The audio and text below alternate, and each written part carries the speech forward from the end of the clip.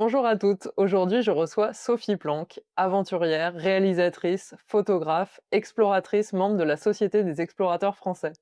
Sophie va nous parler de son parcours, de son premier voyage bien musclé à vélo et de son récent voyage à vélo en solo en Pologne. Je suis vraiment ravie de te recevoir. Bienvenue Sophie.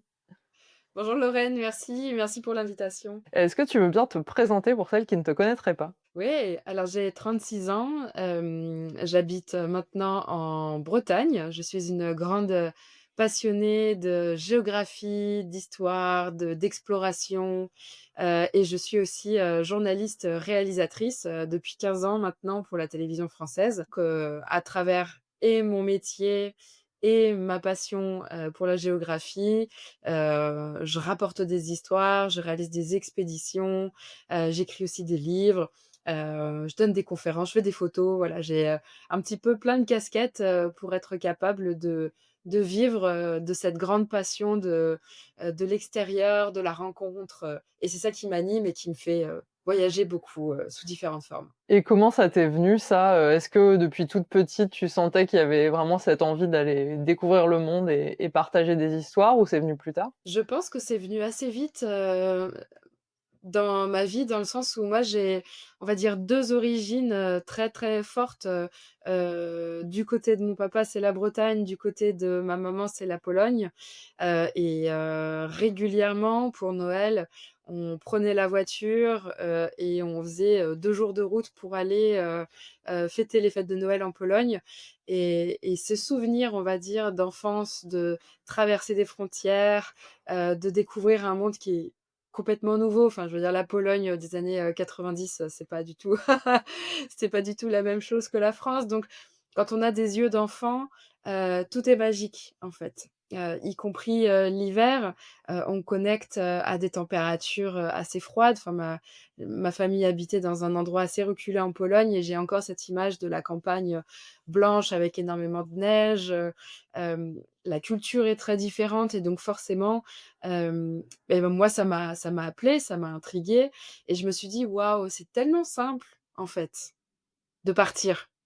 C'est tellement simple, d'aller ailleurs et de rencontrer quelque chose de différent qui est inspirant et qui nourrit», que ça a vraiment germé en moi toutes ces années-là.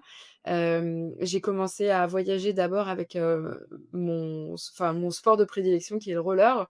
Je faisais beaucoup de compétitions en France et à l'international, et exactement de la même manière, je me suis dit: «Ah, mais c'est tellement simple de rencontrer des gens, de découvrir et de vivre des expériences transcendantes, en bougeant», que tout simplement après j'ai continué un petit peu dans ces gammes-là, en alliant vraiment cette passion et cet intérêt pour la géographie en me disant: «Mais Sophie, il faut que tu marches», donc j'ai commencé beaucoup à marcher, j'ai traversé la Laponie finlandaise à pied, toute seule, pas mal de GR, en France et en Europe.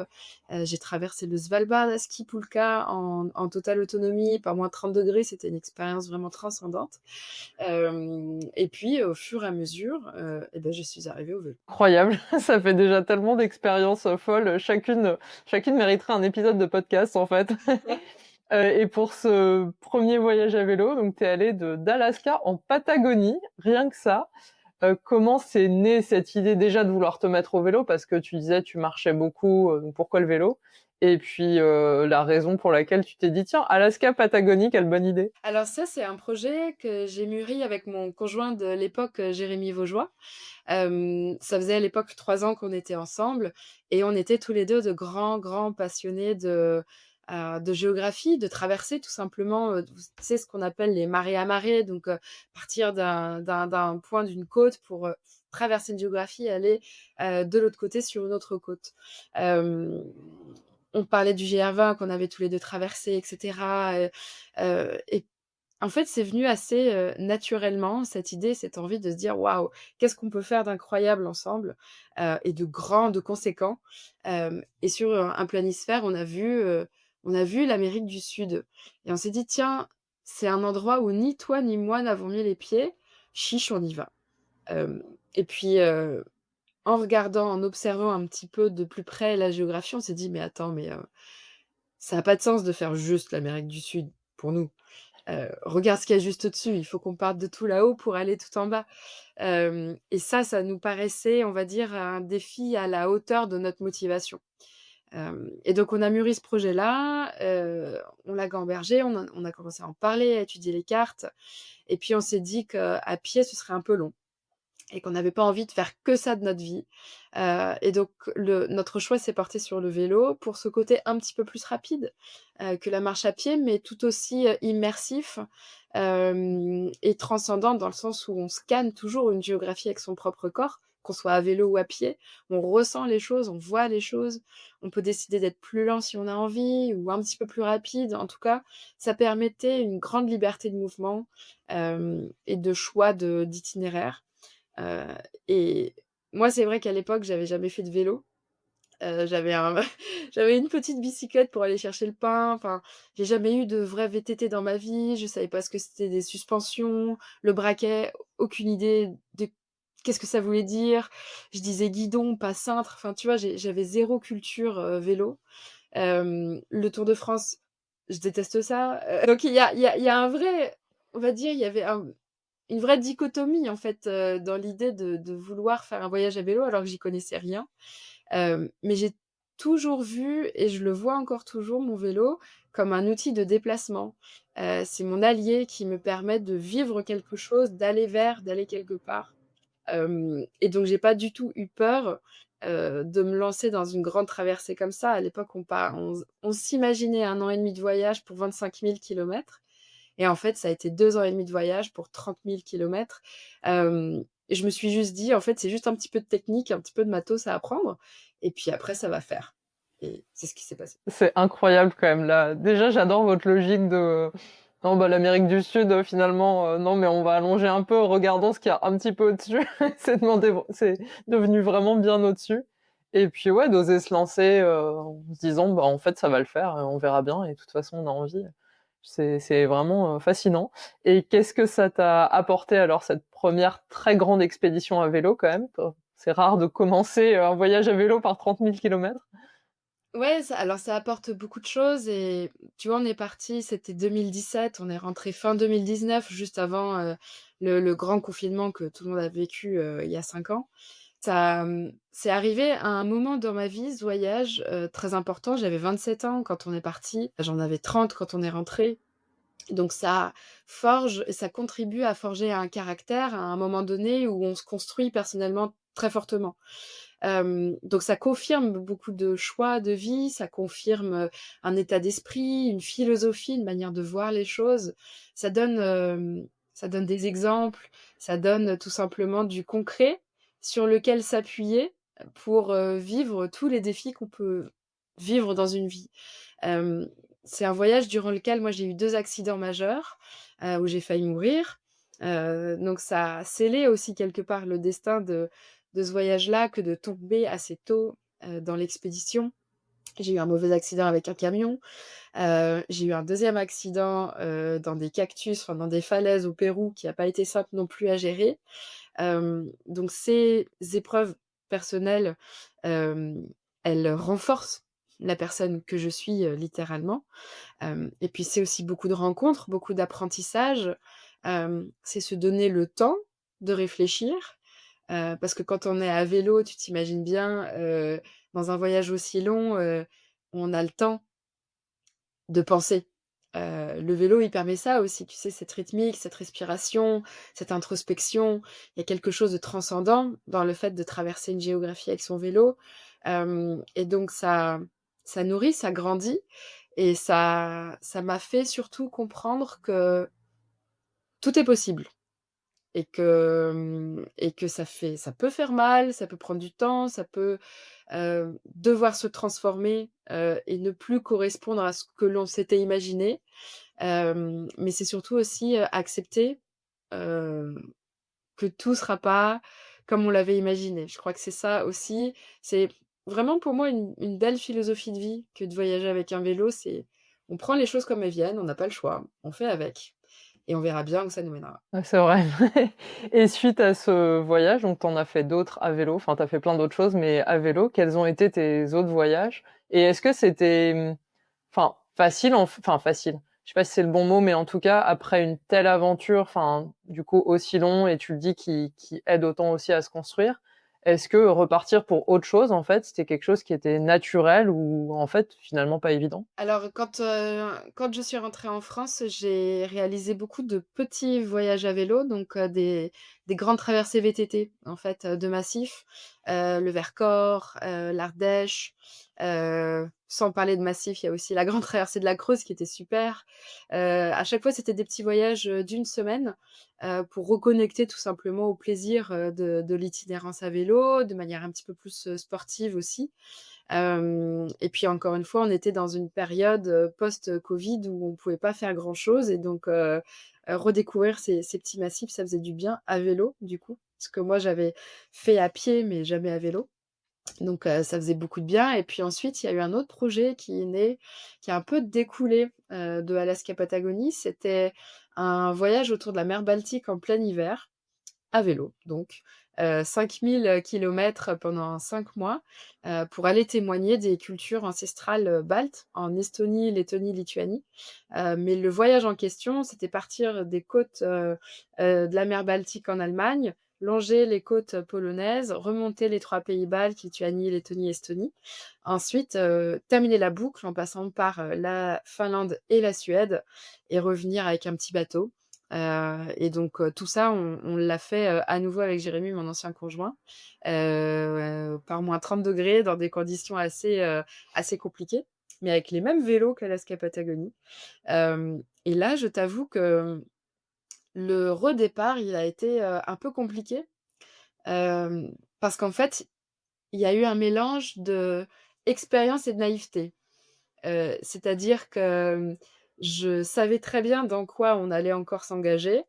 C'est pas anodin de faire du vélo par -30, par -20 degrés, ça peut être un peu dangereux, il faut faire attention. Donc il y a cette notion de: «J'ai déjà eu 2 accidents, je sais ce que ça fait, que de souffrir, et tout ce que ça remet en cause, dans une vie, que d'avoir un accident. J'espère qu'il y en aura pas d'autres» et en même temps, il y a cette naïveté de quelqu'un qui crée quelque chose de nouveau, qui sait pas trop vers quoi ça va mener, mais elle y va quand même et donc tu vois, il y a ce petit mélange entre l'appréhension et en même temps, la joie de se relancer, ce nouveau coup de pédale, et ça, c'est un petit temps d'adaptation, et je pense que c'est une étape importante, qu'on doit traverser pour se poser les bonnes questions, en fait. Pourquoi je fais ça? Quel est l'intérêt?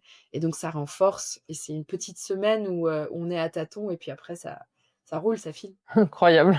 C'est vrai que le -30, j'ai du mal à l'imaginer et les images, que tu as faites sont vraiment incroyables, sont très, très belles, mais on est plongé, vraiment immergé dans tout ce blanc et enfin, j'imagine que c'était quand même compliqué de résister au froid comme ça, vous étiez hyper bien équipés et du coup ça passait à peu près ou ça restait quand même vraiment difficile?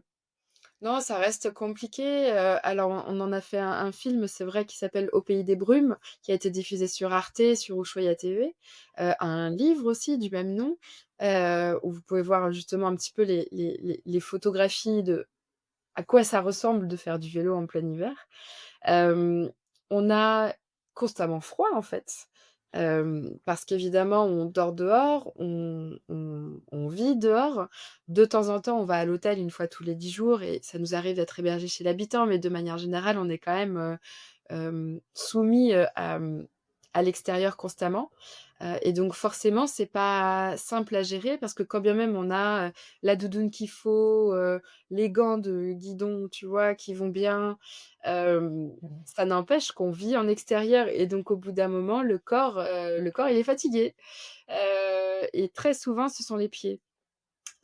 Qui sont les plus douloureux, parce qu'il y a la pression sur la pédale, et puis il y a le manque tout simplement de circulation donc il faut parfois descendre du vélo et marcher avec son vélo pour redérouler le pied justement et faire en sorte que le sang circule à nouveau, donc on est nécessairement beaucoup plus lent et c'est, je pense, la plus grande difficulté d'un tel voyage en hiver, c'est, accepter d'être lent.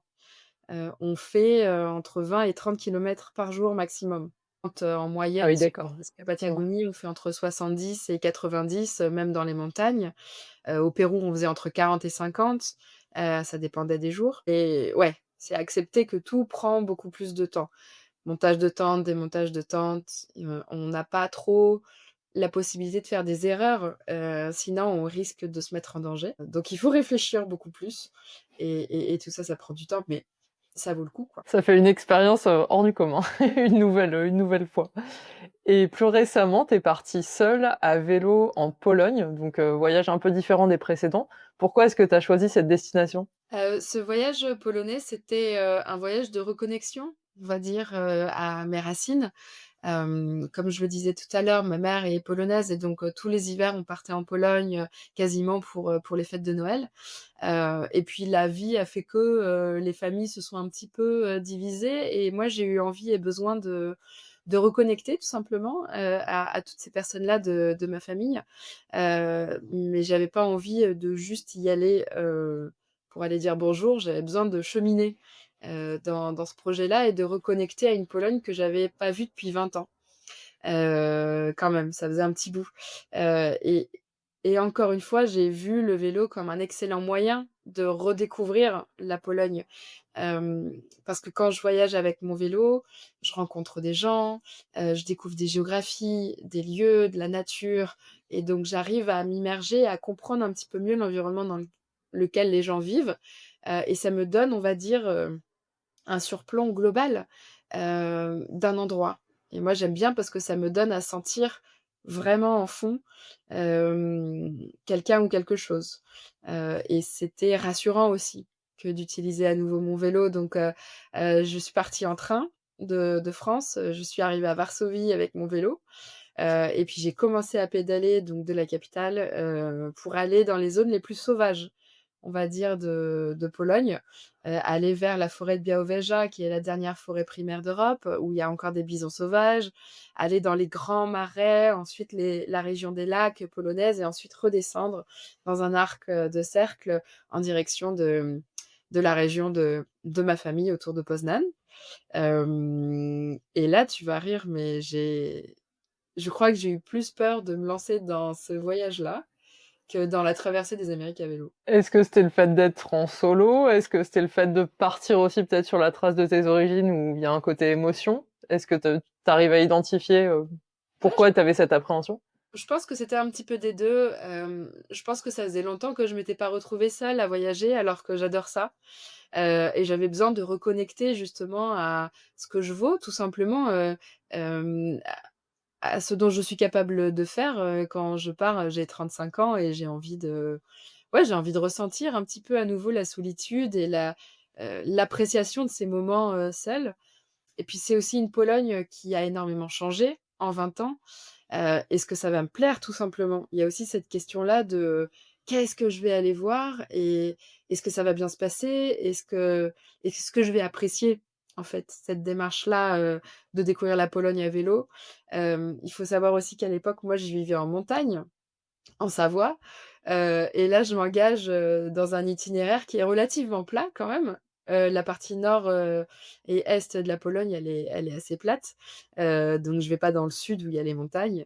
Donc c'est plein d'interrogations et puis oui, je crois qu'il y a aussi ce côté très émotion à toucher, et aller vraiment en profondeur dans une thématique très personnelle, familiale et donc il y avait, ouais, toutes ces interrogations-là, à un moment de ma vie où je me dis: «Allez Sophie, bouge-toi les fesses et sors-toi un petit peu à nouveau, de tes gonds». Je crois que c'est plus facile de traverser un hiver autour de la Baltique, par -30 degrés que d'aller puiser dans des fonds, un peu intimes. C'est intéressant effectivement et je trouve ça donc tu partages aussi de certaines choses sur, ton compte Instagram et c'était quelque chose qui me frappait en fait en lisant tes posts, c'est que je trouve ça chouette que tu partages aussi ce genre de choses en fait, ce genre d'appréhension que tu peux avoir. Parce que, enfin pour quelqu'un de plus lambda, tu vois, qui fait pas des aventures, comme toi, aussi incroyables, on a toujours tendance à se dire: «Ah c'est pas normal que j'ai peur» et cetera. Là, se dire: «Bon, quelqu'un comme toi a aussi ces moments d'appréhension et de doute», déjà franchement je trouve ça très rassurant, donc merci de partager ça. Et est-ce que une fois que tu es partie, l'appréhension est vite partie, en fait? Elle a mis du temps à partir, l'appréhension et je crois vraiment que c'est un processus important à vivre, parce que il est essentiel, je trouve, dans le ressenti en voyage. Si on essaye de l'occulter, de, comment dire? D'aller contre, je pense qu'on passe à côté, hem, d'une partie de son voyage. C'est essentiel d'avoir peur, c'est essentiel de se poser toutes ces questions-là et de se demander: «Mais pourquoi je fais ça, en fait? Pourquoi je me mets dans cette situation d'inconfort?» Et puis comment est-ce que je peux me rassurer toute seule? Ça, c'est important. Où est-ce que je vais puiser comme force pour trouver de l'apaisement? Même si je sais que les premières nuits, elles vont pas être simples, c'est normal. C'est de la réadaptation constante, hein, que de voyager, seul quelque part. Donc c'est changer ses habitudes, c'est se rappeler: «Ah oui, tiens, c'est vrai, j'ai oublié, il faut que je fasse ça». Quand bien même on est habitué et qu'on fait souvent des expéditions, il y a les petits automatismes qu'il faut récupérer et il faut être indulgent avec soi-même. Et accepter que oui, on va refaire des petites erreurs au début et puis après on va les corriger au fur et à mesure. Mais moi, une des manières que j'ai trouvé de me comment dire? De me rassurer, c'est de ne prendre avec moi dans mon vélo qu'un hamac pour dormir. C'était mon choix, tous les précédents voyages, que j'ai faits à vélo, on était en tente, ou même tous les voyages que j'ai faits à pied, c'était dodo en tente.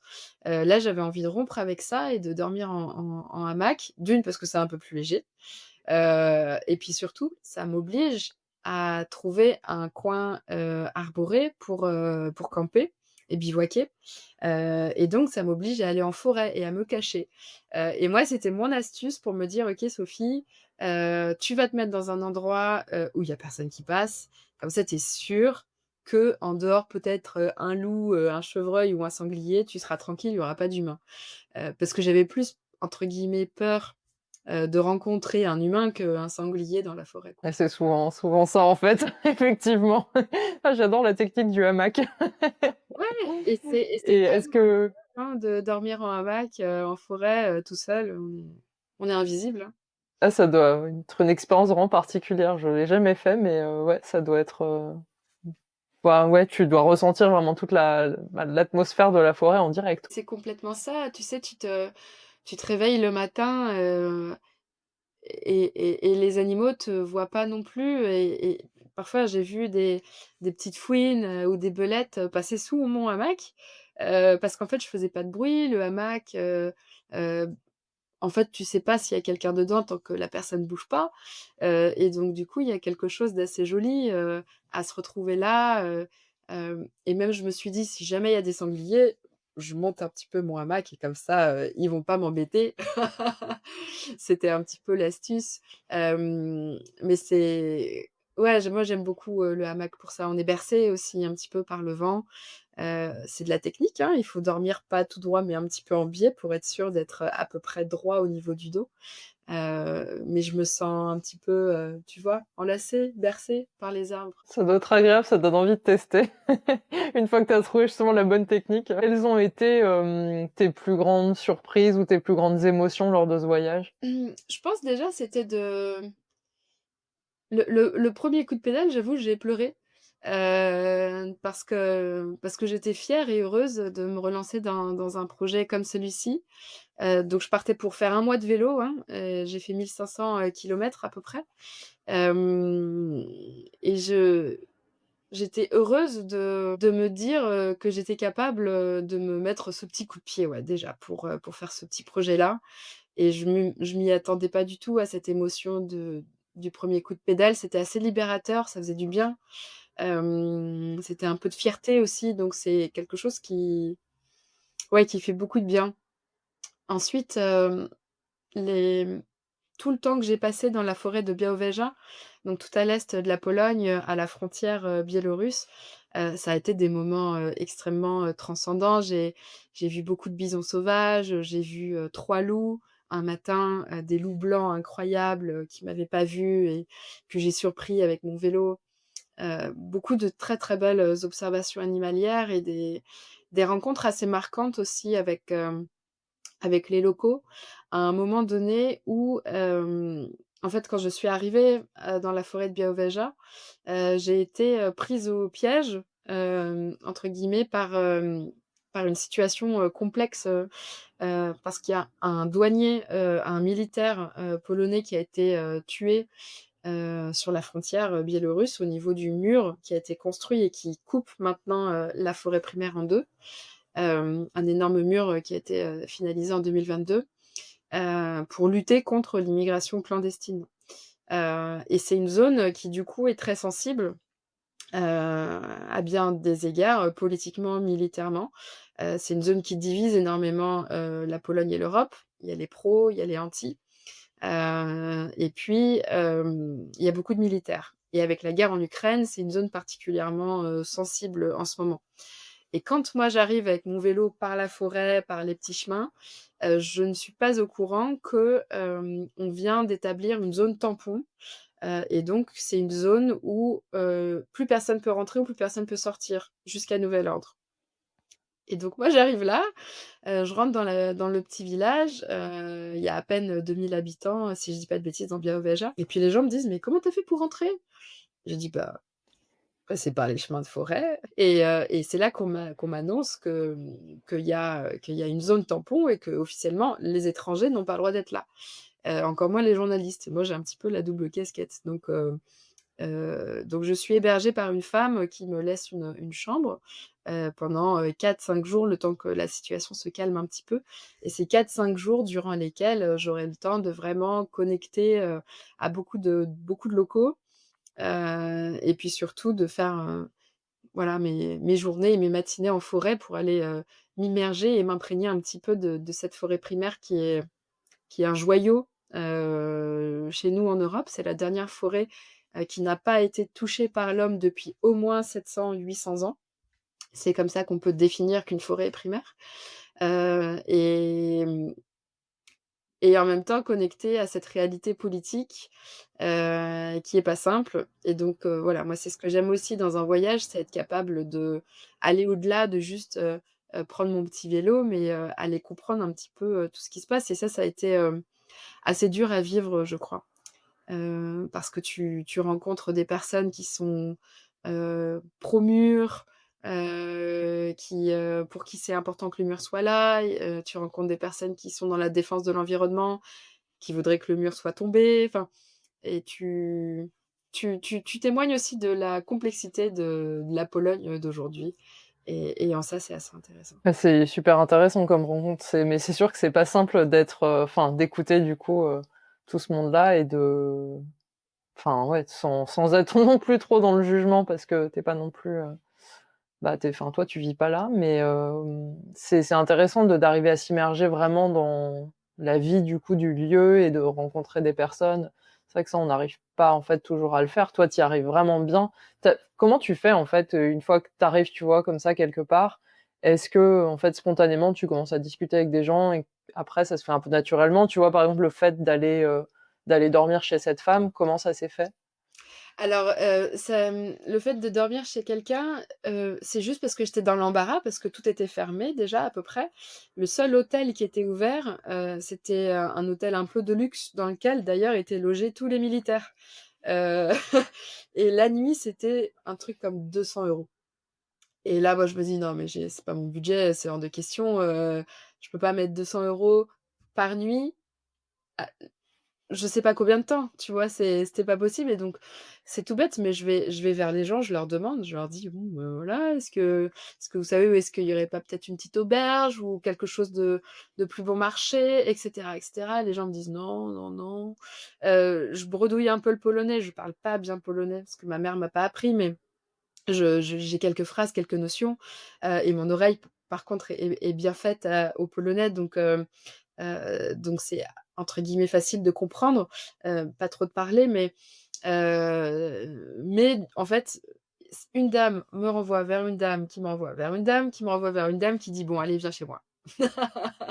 C'est comme ça que ça s'est fait, et le deal c'était que, je lui payais entre guillemets «les petits déjeuners» et comme ça elle était contente et moi j'étais contente aussi et c'est comme ça que ça s'est fait mais je crois que le vélo, c'est un bon vecteur social déjà, parce qu'en fait, il donne du sens et un intérêt à une démarche, à une traversée, le fait de le faire à vélo. Alors, c'est aussi vrai à pied, mais je trouve que le vélo, il a ce caractère assez universel où tout le monde a eu un vélo dans sa vie ou a appris à faire du vélo. C'est un déplacement, pour les populations pauvres, c'est un déplacement entre guillemets aussi un peu «bobo» aujourd'hui.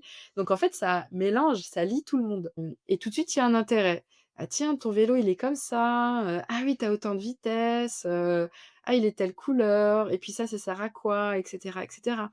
Donc il y a tout de suite, je trouve, de la curiosité, autour du vélo et donc du coup, ça déporte la curiosité qu'on pourrait avoir sur soi, et donc c'est intéressant. Moi, j'aime bien cette approche-là.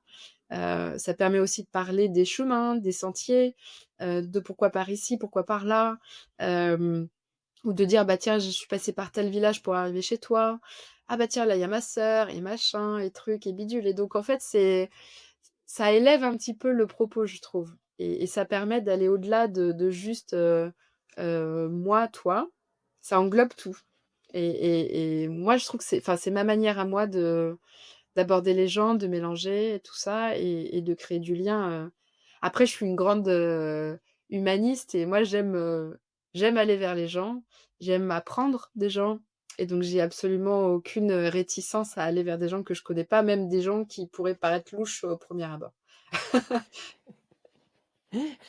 Est-ce que ouais, c'est bien comme démarche, mais c'est vrai que le vélo, ouais, je trouve que ça aide toujours, je trouve ça toujours un peu plus facile, moi, parce qu'effectivement, comme tu dis, il y a déjà un sujet, en fait, un peu qui va servir d'introduction et après, bah, c'est plus simple, en fait, de continuer la discussion une fois qu'elle est enclenchée, quoi.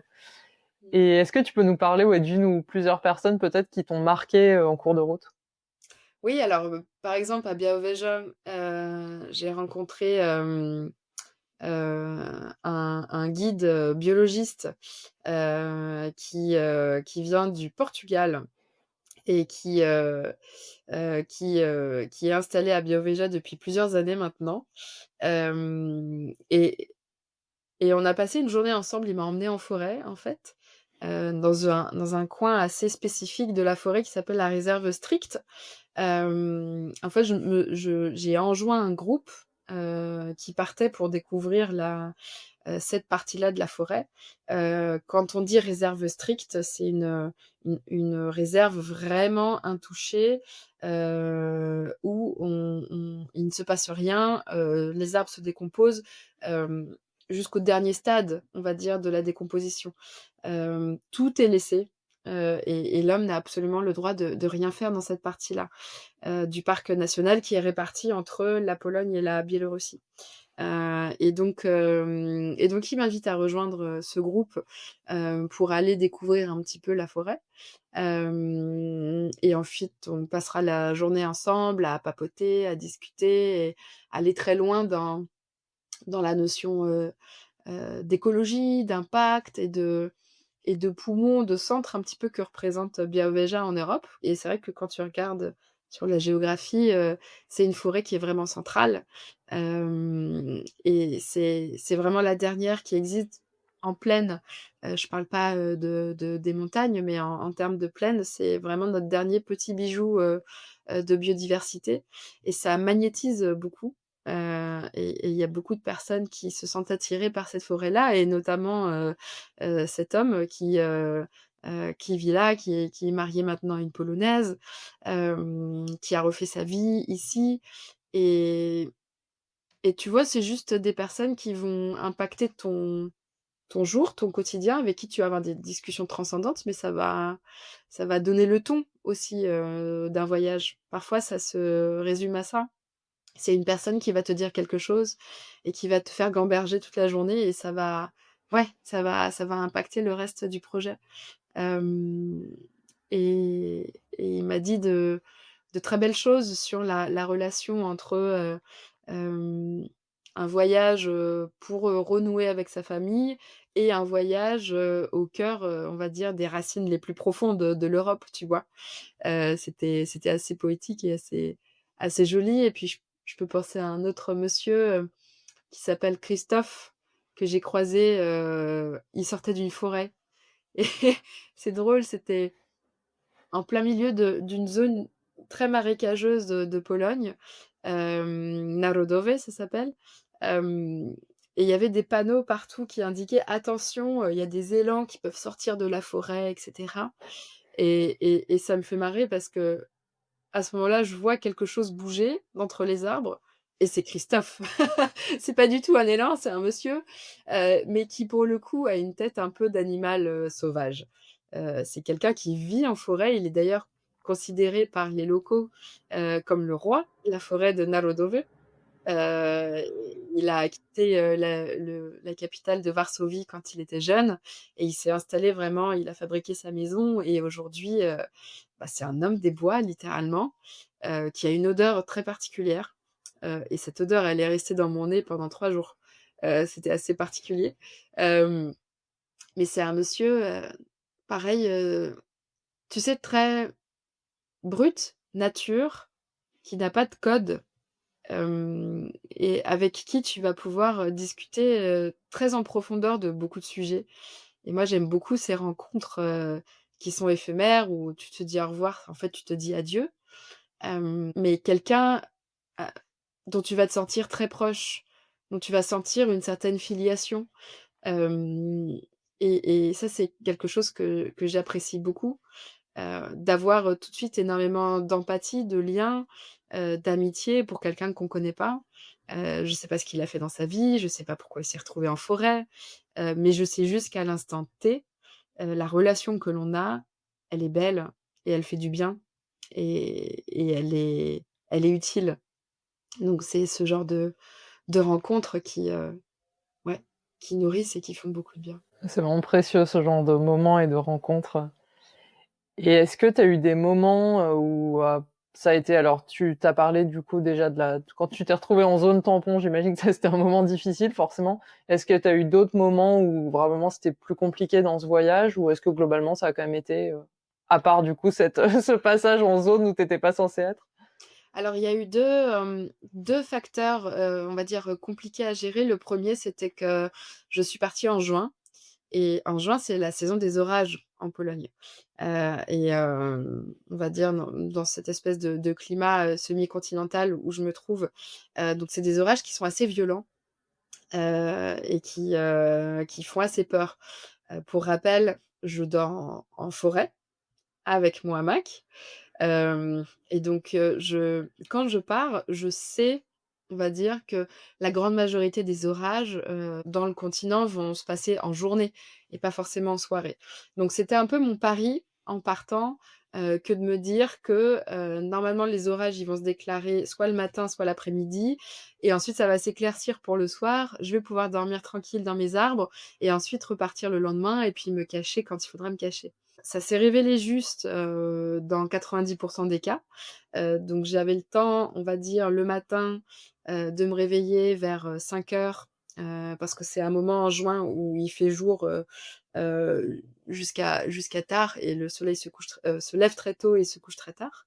Donc je peux faire une bonne partie de ma journée le matin, jusqu'à, allez 10:00 du matin et après à 10:00 ça commence déjà à se charger, s'il y a pas déjà un terrible orage, en face qui va m'alerter. Ce qui était compliqué, heu, dans ce fait-là d'évoluer en forêt notamment essentiellement, c'est qu'on voit pas le ciel, et donc du coup on voit pas les nuages, et donc pour moi c'était très compliqué de deviner quand est-ce que ça allait tourner, vinaigre pour moi. Parce que parfois l'orage, il va se déclencher, en quelques minutes, du fait de ces présences, d'arbres et donc de fort taux d'humidité. Les orages, ils peuvent littéralement les cellules peuvent se fabriquer et monter directement juste au-dessus de votre tête et péter sec. Et donc là, c'est très dangereux. Moi, il y a à plusieurs reprises, j'ai eu la foudre qui est tombée vraiment pas loin de moi, avec des chutes de grêle vraiment terribles, qui sont pas simples à gérer. Et donc là, dans ces moments-là, bah, je quitte la forêt, je me rapproche des villages, pour trouver justement, un abri et puis attendre que ça passe. Il y a une fois où, j'ai eu une alerte sur mon téléphone qui m'indiquait que, il allait y avoir un orage de nuit. Et donc là, j'ai été voir un camping, j'ai posé mon hamac, mais j'ai passé la nuit dans les toilettes. Parce qu'il y avait beaucoup trop de vent et beaucoup de chutes, de branches. Et donc du coup là, on fait j'ai pas fait la maline, j'ai été me réfugier dans les toilettes et j'ai évidemment pas dormi, mais c'est pas grave. Et puis l'autre moment un petit peu compliqué, ça a été, on va dire, le seul soir où j'ai dérogé à ma règle de dormir en forêt. Hem, je m'étais dit: «Sophie, pour être tranquille, pour être sécure, pour rencontrer personne, tu te mets en forêt, comme ça tu es sûre, de pas faire de mauvaises rencontres». Et puis, le lendemain, en fait, de ce terrible orage, j'avoue, j'étais très fatiguée. J'ai pas fait beaucoup de kilomètres, j'ai dû en faire, 50, 60, et j'ai vu, sur carte un lac et je me suis dit: «Tiens, je vais aller voir si je peux pas me poser au lac, me baigner, et puis, dormir, par là-bas, histoire de décompresser un petit peu». Hem Et c'était en bordure de village. Je vais voir les gens du village, je leur demande si c'est OK de est-ce que c'est sécure? Est-ce que c'est possible de dormir, au bord du lac et cetera? Les gens me disent: «Oui, absolument, il y a souvent des gens qui font ça, aucun problème, vas-y». Et puis il y a même, des locaux qui m'ont invitée au petit déjeuner le lendemain. Ils m'ont dit: «Bah, tu peux dormir à la maison si tu veux, mais sinon, si tu as envie, on se retrouve demain matin et on te sert le petit déj». Et moi, je leur ai dit avec plaisir pour le petit déjeuner. J'avais vraiment envie de dormir au bord du lac, c'était vraiment une journée magnifique, pour le coup qui allait être calme, et j'avais envie de voir ce coucher de soleil, au bord du lac et de voilà, de passer du temps au lac. Et donc il y avait 2 arbres sur lesquels j'ai pu mettre mon hamac et vers, 2 heures du matin, je me suis faite réveiller par un groupe de 4 jeunes garçons, qui étaient complètement alcoolisés, et qui sont arrivés, qui se sont mis au bord de l'eau. Ils ont vu qu'il y avait quelqu'un dans un hamac, et donc ils ont commencé à m'embêter un petit peu. À ce moment-là, hem, j'ai pas envie de manifester par la voix, parce que j'ai pas envie qu'ils sachent que je suis une femme. Donc je ne dis rien.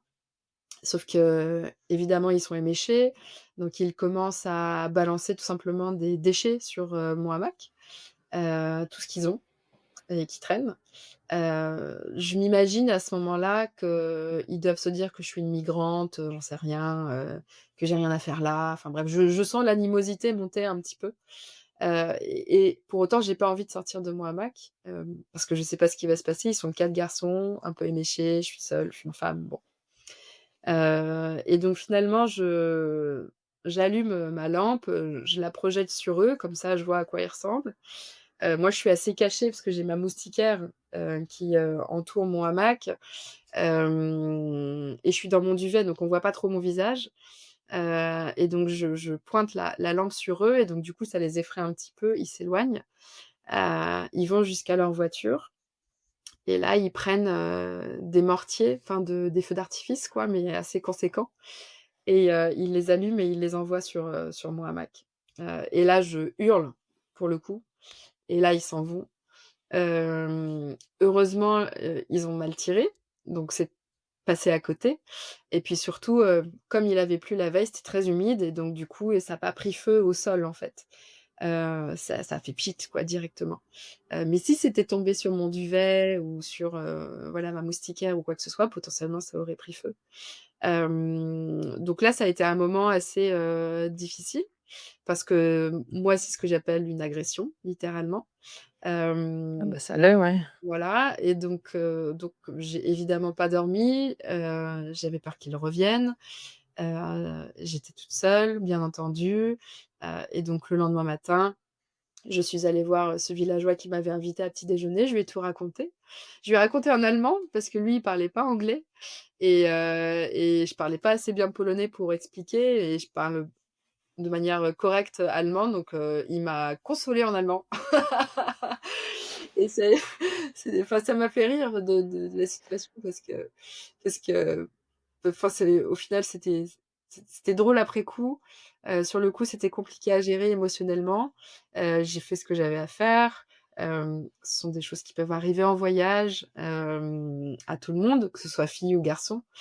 Donc c'est voilà, c'est des choses, je me suis juste dit: «Zut, j'ai dérogé à ma règle et ça t'apprendra Sophie», mais encore une fois, c'est pas le fait d'avoir dérogé à ma règle qui m'a conduit à cette situation. C'est ces garçons-là qui auraient pas dû faire ça et qui ont fait ça. Donc Ouais, totalement, ouais, tu pas la responsable, non, de ça. non, non, non, non, bien sûr, mais voilà, ça m'a vachement atteint sur le coup. Ça m'a beaucoup fragilisée. La nuit d'après, je suis allée à l'hôtel, le surlendemain aussi et j'ai mis 2 jours avant de rebivouaquer.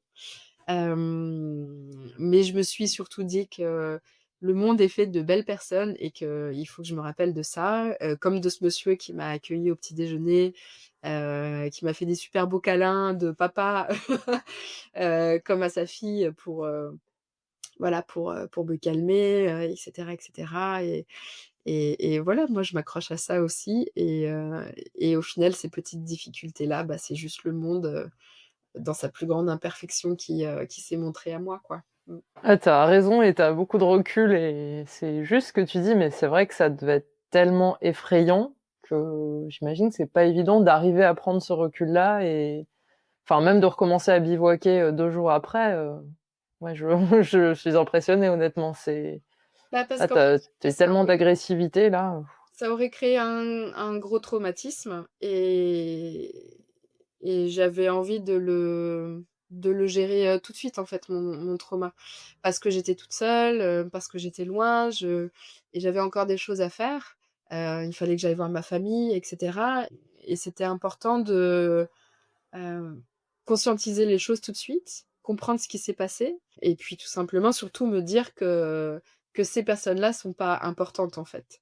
Ce qui est important, c'est ce que je fais, c'est le cœur que je mets, dans cette démarche-là, hem et c'est juste une difficulté, dans le voyage.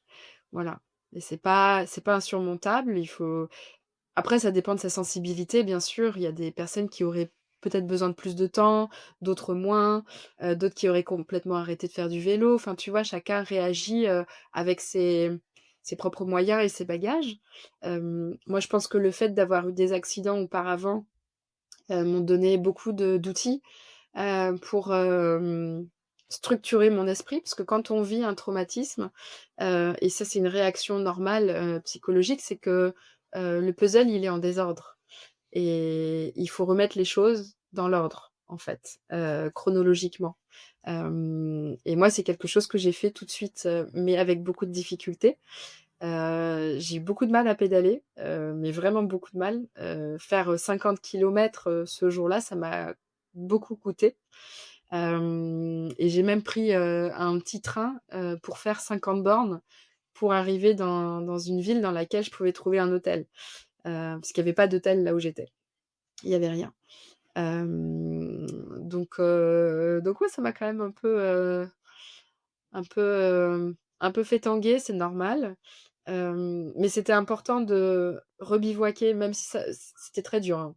J'ai passé, la soirée au téléphone avec, bah, mon conjoint de l'époque, et puis des amis, heu et ça a été ma manière à moi de reconnecter à nouveau au bivouac, mais ça m'a fait le plus grand bien. Le lendemain matin, quand je me suis réveillée, j'étais en paix. Et ben, ce voyage, ouais, ça semblait, riche de plein de choses différentes. Enfin, si tu dois résumer un peu ce voyage, qu'est-ce que tu en retires, en fait, à titre, personnel et émotionnel, du coup, aussi dans le fait d'avoir été sur les traces de tes origines? Bah, c'est un voyage qui m'a fait vivre des choses assez puissantes et fortes, j'ai même pas parlé du solstice d'été, mais j'ai vécu, 2 célébrations de solstice d'été assez belles, en Pologne et ça, c'était juste avant de reconnecter à ma famille. Hem, Là-bas en Pologne, on fête encore, ce que nous on appelle la Saint-Jean, mais qui s'est transformé aujourd'hui en fête de la musique. On le fête encore de manière assez traditionnelle, qu'on habite en ville ou à la campagne. On se retrouve dans un environnement naturel, on fabrique des couronnes de fleurs, et puis on danse autour du feu et cetera. Il y a des concerts et cetera, mais on célèbre vraiment ce jour, le plus long de l'année et ça donne lieu à des encore une fois, des rencontres très belles pour le coup avec des femmes et puis surtout, il y a quelque chose autour de la fleur, moi qui m'a absolument transcendée et et en ça mélangeait un petit peu tout. Ça mélangeait mes racines, ça mélangeait ce projet que j'étais en train de réaliser au mois de juin, où il y avait des fleurs absolument partout autour de moi, tout au long du voyage, j'ai vu des fleurs, heu c'est ma mère qui m'a transmis cette passion aussi pour le végétal et pour les fleurs, et donc pour moi, c'est connecté à la Pologne. Donc il y avait vraiment beaucoup de choses qui étaient en train d'éclore, sans faire de mauvais jeux de mots. Hem et c et ces célébrations autour des fleurs, ça m'a rappelé le pouvoir et l'importance en fait, des fleurs dans nos vies, et moi, je vois ça un peu comme de la poésie en fait. Une fleur, c'est de la poésie, c'est délicat, ça peut pousser dans des endroits où on l'attend pas. Ça peut nous surprendre, par sa couleur, par son odeur, par sa forme, par son esthétique, par le souvenir que ça va nous faire, ressortir. Ça peut nous faire pleurer aussi. Hem, donc il y a beaucoup de choses autour de la fleur qui m'ont beaucoup enfin qui m'a vraiment impactée. Hem et j'ai vu la fleur comme quelque chose de tellement important, tellement précieux, et c'est un peu une allégorie, de tout ce qui est fragile et qui doit être, «protégé» entre guillemets, et qui est complètement éphémère et qui dure pas. Hem et en ça, ces célébrations du solstice, elles m'ont rappelé à ça. Parce que quand on fabrique une couronne de fleurs, l'objectif, c'est de la jeter. C'est-à-dire qu'on la fabrique pas, on met pas 2 heures à fabriquer une couronne de fleurs pour la garder, la faire sécher, la ramener chez soi. Non, la tradition, c'est qu'on la porte sur sa tête toute la journée, et puis ensuite, au moment venu, le soir, on la jette à l'eau, et il y a quelque chose du lâcher prise qui est très beau dans ce geste-là.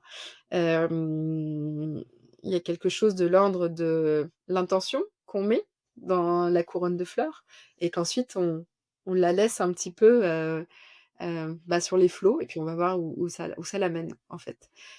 Et normalement, les hommes qui sont amoureux de la femme qui a jeté la couronne doivent aller à l'eau et récupérer la couronne, et s'ils arrivent à retrouver la bonne couronne, ils obtiennent le cœur de la femme. Ça, c'est j'ai vu que 2 mecs aller à l'eau, c'est tout. Heu, Motivée. mais j'ai surtout vu la beauté, la puissance, des fleurs, et puis la puissance du féminin aussi. Ça m'a beaucoup plu. Hem, c'est vrai que les Polonaises, sont des femmes, bon, les femmes de l'Est en général, elles ont du caractère, mais avec tout ce qu'elles traversent, vis-à-vis des droits des femmes bafoués, l'avortement qui est interdit en Pologne, et cetera. J'ai vu des femmes combattantes, j'ai vu des femmes, inspirantes, et ça m'a fait beaucoup de bien, dans un pays qui est vraiment divisé politiquement, culturellement, religieusement, de voir des femmes très modernes qui utilisent la tradition pour, défendre des droits, qui sont résolument modernes. J'ai trouvé ça, vraiment beau, ça m'a fait du bien de connecter à cette Pologne-là qui, je trouve, me ressemble, ou du moins je ressemble, moi, à cette Pologne-là, et ça m'a fait du bien. Cette tradition, c'est vrai que je connais du coup d'images et de films, mais j'ai jamais vu, mais ça a l'air très fort et tes images, bah, à nouveau, je parle de ton compte Instagram, mais du coup, j'ai vu les images sur ton compte, sont très belles. C'est vrai qu'on est vraiment, enfin, on sent toute cette tradition et ces femmes, c'est vraiment très, très joli. Et est-ce que tu vas faire est-ce que tu as prévu de faire un livre ou un film de cette aventure ou est-ce que c'est quelque chose que tu gardes pour toi? Alors j'ai beaucoup écrit et j'ai beaucoup pris du son, pendant ce projet-là. J'avais pas forcément envie de filmer, j'avais vraiment envie de me concentrer sur le ressenti. Mais je crois avoir envie d'écrire, sur ce projet, et montrer de quelle manière, ce voyage à vélo-là, à travers les coins les plus sauvages, de Pologne, permet de parler de justement de sujets comme la transmission, en dehors de l'aspect voyage, hein, dont je parlerai aussi, mais vraiment de cette logique de toutes ces personnes qui en fait, on est beaucoup, hein, en France, et partout autour de la planète à être impactés par, des histoires familiales d'immigration, de coupures, de transmission de culture, et cetera. De pas pouvoir parler la langue, et cetera. Donc moi, j'ai envie de parler un petit peu de ça, de fleurs aussi, beaucoup, tu as compris. Et ouais, d'utiliser le voyage comme, comme manière de raconter des sujets un petit peu plus, profonds, en lien avec la Pologne et cetera. Donc ouais, ça fait partie des projets en cours, mais il y en a 12 000 et je sais pas si j'ai, une vie, assez longue pour tout réaliser, mais en tout cas, il y a cette envie-là et j'ai déjà commencé, à griffonner sur mes carnets et sur, un dossier que j'ai appelé manuscrit. Donc ça va germer, tout doux. Ça commence quand même. Le projet arrivera peut-être à terme, en tout cas, il est démarré. Ah bah, on suivra avec plaisir. Et pour terminer, on arrive au bout de l'interview. Est-ce que j'ai toujours une petite question traditionnelle? Quel conseil est-ce que tu donnerais à une femme qui souhaiterait se lancer dans ce type d'aventure? Hem, Bah, je pense que le premier conseil, c'est de discuter avec un maximum de personnes différentes, hommes et femmes, pour, travailler son propre projet. Pas se contenter d'un seul avis ou d'une manière de faire, ou d'un retour d'expérience, toujours essayer de mélanger au maximum pour être capable de se faire son propre avis, et ses propres choix en fonction de son état d'esprit et de ce qu'on recherche, nous, sans forcément vouloir, copier ou faire, de manière identique, aux autres parce qu'on peut qu'être déçu si on cherche à copier et si on n'essaye pas d'appliquer à soi quelque chose qui a peut-être, fonctionné chez les autres. Que ce soit en termes de matériel, en termes de trajet, et en termes même de philosophie de voyage. C'est important de piocher à droite à gauche pour, fabriquer son propre propos à soi. Et ça permet vraiment de se poser les bonnes questions. Tiens, lui, il a fait ça et elle a fait ça. Moi, mon projet, c'est ça. Ben, en fait, je vais prendre un petit peu de lui, un petit peu d'elle et ça va fonctionner comme ça. Ça, c'est le premier, je pense, conseil et puis le deuxième, hem, c'est de pas avoir peur de subir, quelque part, je sais que quand on a envie de partir, que ce soit pour une semaine, 10 jours ou plus, on n'a pas forcément envie, dépendamment de ce qu'on vit au quotidien, de souffrir. Si on a envie de partir, c'est pour se faire plaisir, pour se faire du bien, et se changer les idées. Mais je trouve qu'il faut pas occulter justement, ce peut-être petit laps de temps qui va pas être simple, parce qu'il est nécessaire et il va faire du bien après. Hem, donc il faut pas avoir peur de ça. Il faut pas avoir peur de se dire: «Je vais en chier, je vais mal vivre le fait d'être seul». Je pense que ça peut que être, utile. Intéressant, bah, merci beaucoup. Merci pour tout ton récit. C'était ultra intéressant de comprendre ce voyage, ce qui t'a mené là, de voir aussi comment t'abordes les choses, justement ce point de, bah, en fait, oui, c'est OK, il va y avoir des moments difficiles, mais j'y vais quand même. Toute la sensibilité aussi, la poésie bah, qu'on voit que tu mets dans tes voyages, les rencontres. Enfin, c'était riche vraiment cet échange. Donc, un grand merci Sophie, et on va continuer à suivre tes prochaines aventures dans les prochains temps. On te souhaite plein de bonnes choses. À, Merci beaucoup. à très bientôt. Ciao.